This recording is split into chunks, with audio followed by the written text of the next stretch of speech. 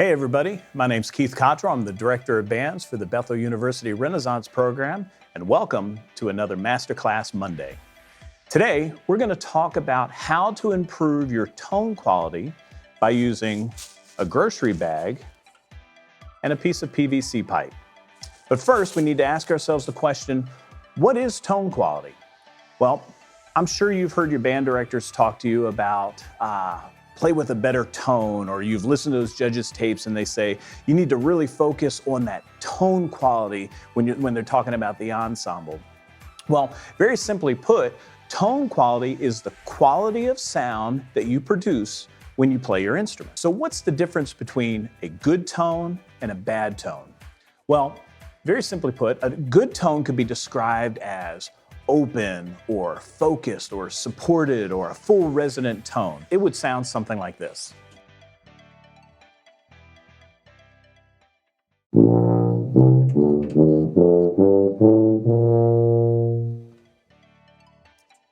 A bad tone would be described as pinched or unfocused, inconsistent, thin, or for brass players, even lippy. It might sound something like this.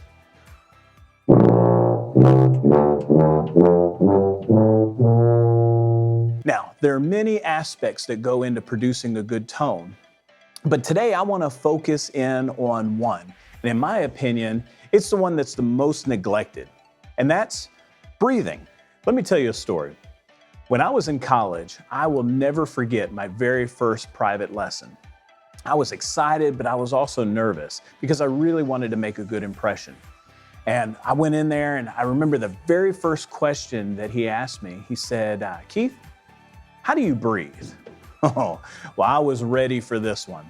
I wanted to come up with the most technical definition to really impress him. I was talking about diaphragms. I was talking about muscles. I was talking about air intake. I was giving him everything I could possibly think of. He looked at me and said, no, it's this. Wow. At the time, I was just kind of like, okay.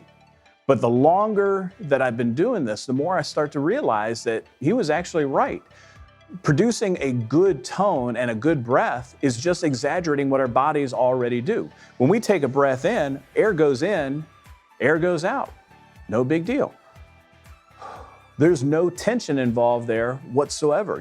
We're not breathing like that. And if you are, let me tell you right now, you need to pause this video and get some help because something's wrong, all right? Your normal breath is just air in, air out. You don't even think about it. So as instrumentalists, we have to learn how to teach ourselves how to exaggerate the breath that we're already doing to help fuel these instruments. Remember, tension is your enemy. You don't want any tension. For some odd reason, when we pick these instruments up and we get ready to play, all of a sudden our shoulders start tensing up, our necks start tensing up, and we take that breath, and it's not good. We get this sounds terrible, all right? We need to learn how to relax, just get that nice open sound. So here's a couple things that I want you to try. First things first, I just want you to feel the breath. Feel your normal breath. So try this. Wherever you are, just sit up nice and straight, put your feet flat on the floor. You can close your eyes if you want. And I just want you to listen to your breath. Just breathe in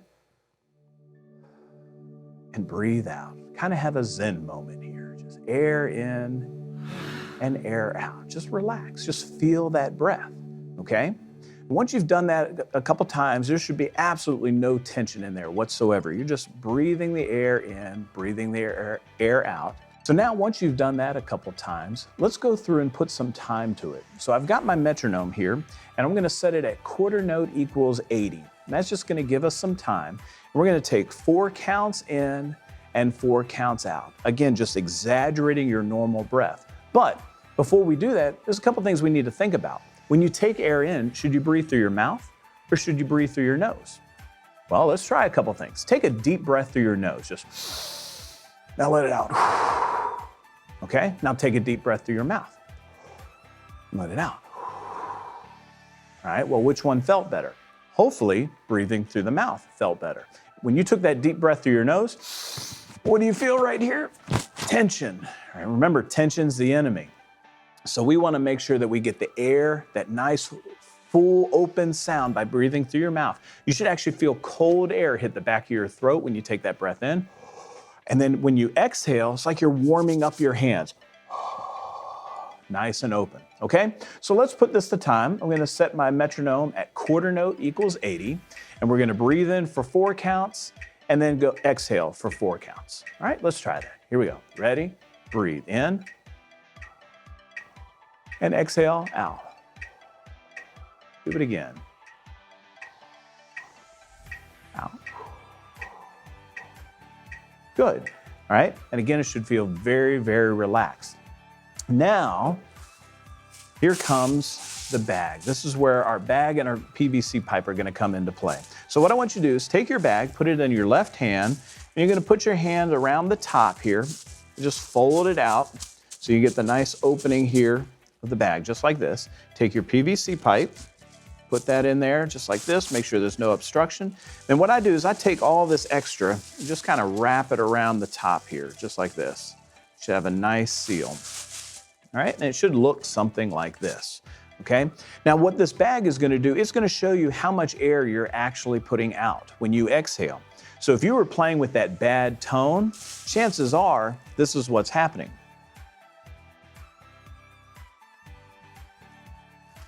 Look at that bag, nothing. All right, if you're playing with a good tone, you're moving a lot of air, and this is what would happen.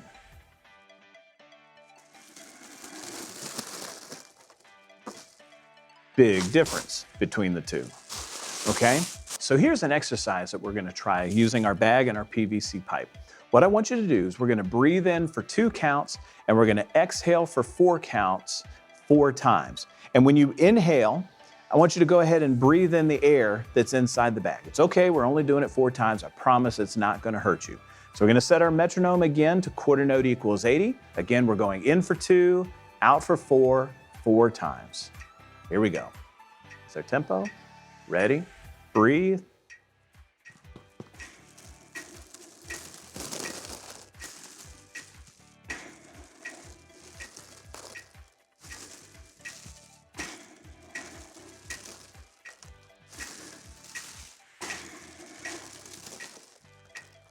And relax. Good.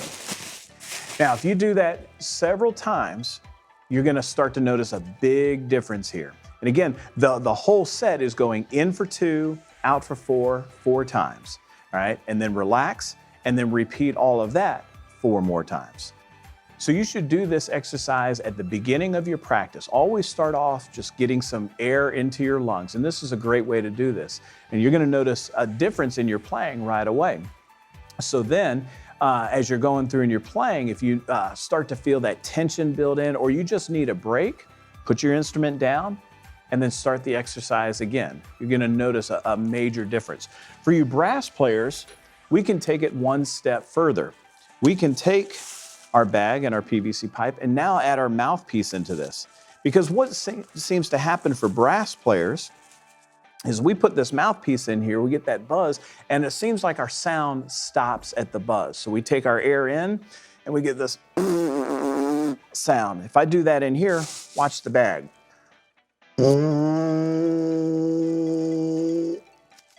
Take a look at that. Hardly any air went into that bag. So what this exercise does is it helps you to think about moving the air past the lips into the bag and really filling that up. So watch what happens when I move the air through the lips.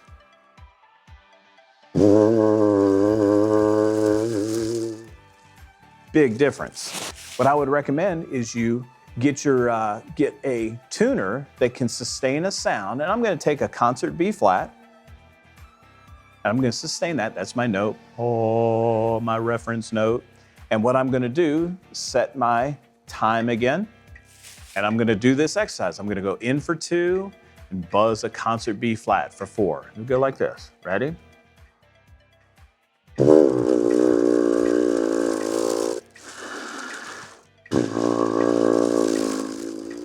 You can see already, it's really starting to fill up, okay? And that gives you a reference point. And then, when you go to your instrument, you've done that several times, you really start to hear your sound open up. All right. So I hope this is something that will help you out, and I hope it's something that you'll go through and take some time in incorporating into your practice. I want to leave you with one last thing. So we talk about tone quality and how to improve. And like I said, this is just one element. But one of the most important things that you need to think of is, do you know what your instrument is supposed to sound like? And how you can accomplish that is by listening to professionals. Listen to people that have been doing this for years and years and years. What I'd recommend, if you go to your search engine, whatever your favorite search engine is, and type in Yamaha Artist List, Yamaha Artist List, and click on the link, and that's going to bring up a bunch of instruments. Click on your instrument, and then it's going to bring up a bunch of artists that are in there. And you can research their biographies.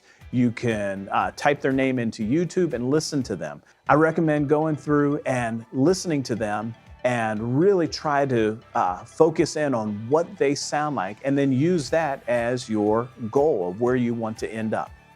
So again, I hope this is something that's been helpful to you, and I hope it's something that you'll incorporate into your practice.